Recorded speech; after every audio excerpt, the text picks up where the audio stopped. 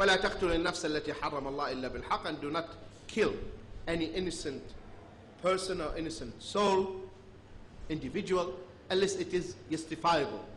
And justifiable, that means according to the law. He deserves to be killed. He's a criminal. There is capital punishment. You understand? Okay. ذَلِكُمْ وَصَّاكُمْ بِهِ لَعَلَّكُمْ تَعْقِلُونَ. This is what Allah subhanahu wa ta'ala recommends you, and this is what Allah subhanahu wa ta'ala asks you to do, perhaps that you might reflect. وَلَا تَقْرَبُوا مَالَ الْيَتِيمِ. See, وَلَا تَقْرَبُوا. Don't come near to the property of the orphan. Don't touch the property of the orphan. Except إِلَّا بِالَّتِي هِيَ أَحْسَنُ. Unless you are going to invest it. You are going to look after it. Otherwise, leave it. Don't touch it. If you think that you will be tempted and you will devour and eat up the property of the orphan, the yatim, don't touch it.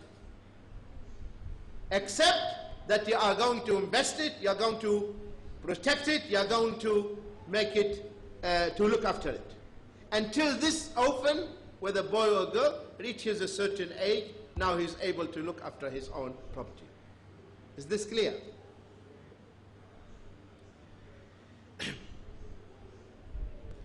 وَأَوْفُوا الْكَيْلَ وَالْمِيزَانِ. Then Allah subhanahu wa ta'ala talks about that we have to be just when we deal in business, in measures. We have to be fair. You know, some businessmen, when they weigh, they don't weigh correctly, you know. Sometimes they will hit the pan from beneath, you know, so that the pan will take less amount. Or sometimes they will stick something down, so immediately it will go down. So Allah addresses these issues, that we have to be honest in our transactions. No deception, no cheating. These are the principles this deen teaches its followers.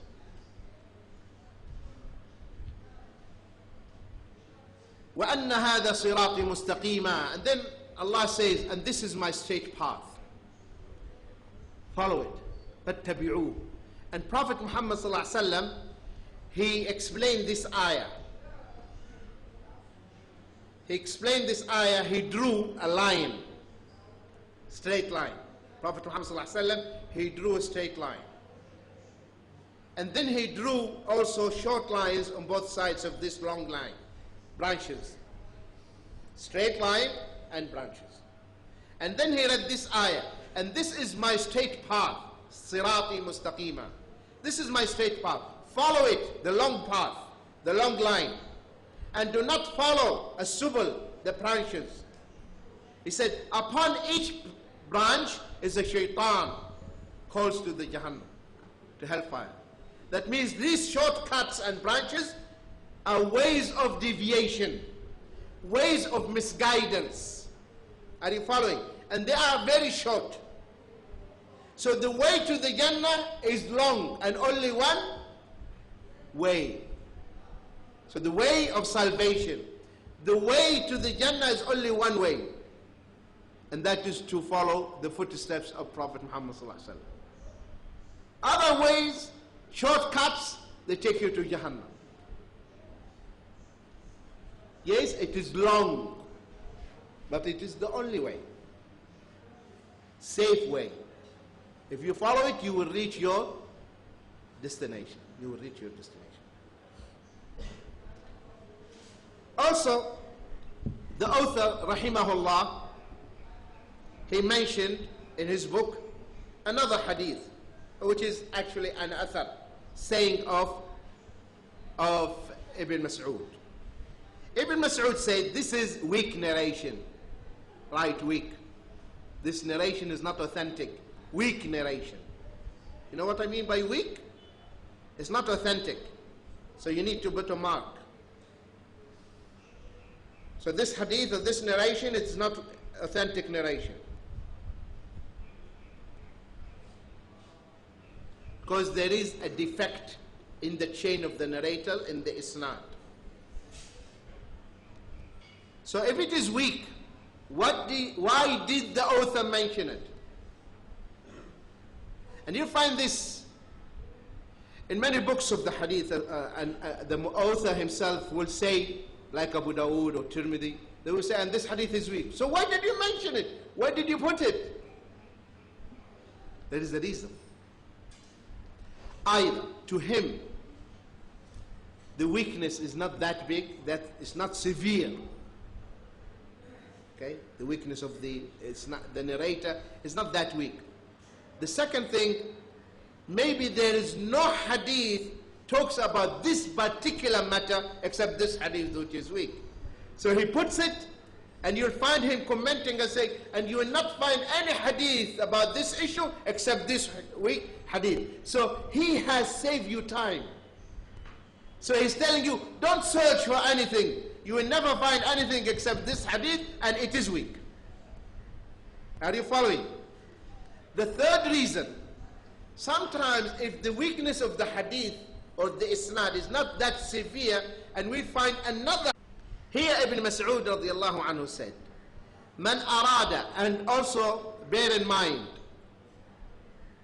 that we don't go by the content or the meaning of the hadith. Sometimes the meaning is correct. So that is not the criterion by which we accept the hadith. Oh, the meaning is fine. That's not the criterion. The criterion through which the scholars they accept the hadith is different. It's not only the meaning. They check the isnad first and the narrators.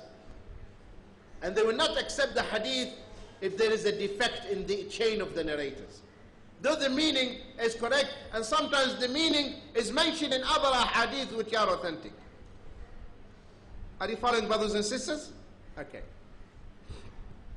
So here, the Prophet Ibn Mas'ud said, Man arada an yanzura ila wasiyyati Muhammadin sallallahu alayhi wa alihi wa sallam التي عليها خاتمه فليقرأ قوله تعالى قل تعالوا واتلوا ما حرم ربكم عليكم ألا تشركوا به شيئا إلى قوله وأن هذا صراطي مستقيما. So the author, he mentioned this hadith because it is relevant to the previous hadith. The previous hadith is, or the ayah, the ayat in the previous in Surah 6. So the meaning, this saying of Ibn Mas'ud is also relevant to the ayat he just mentioned. So whoever, Ibn Mas'ud said, whoever wishes to ascertain the very will of the Prophet ﷺ, in which the Prophet ﷺ has put his seal, let him read the statement of Allah, say, come, I will recite what your Lord has prohibited you from, join not anything in worship with him up to, and verily this is my straight path. So Ibn Mas'ud is saying,